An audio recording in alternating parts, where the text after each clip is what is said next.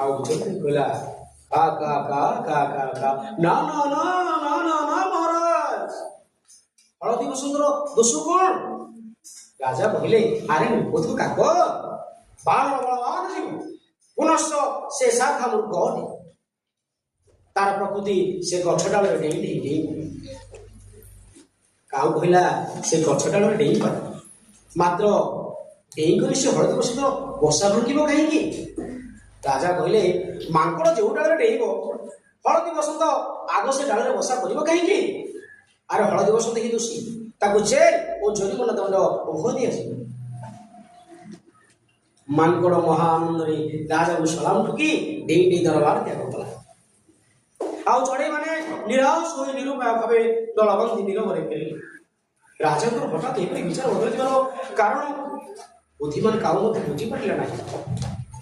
ସେମାନେ ଅଳ୍ପ ଦୂର ଯାଇଛନ୍ତି କି ନାହିଁ, ହଜରପାତି ଦେଖିଲା ଘର ଚଟିଆ ତାର ଟିକି ଟିକି ଡେଣା ଦୁଇଟି ହଲାଇ ତୀର ବେଗରେ ତାଙ୍କ ପଛେ ପଛେ ଛୁଟିଛି।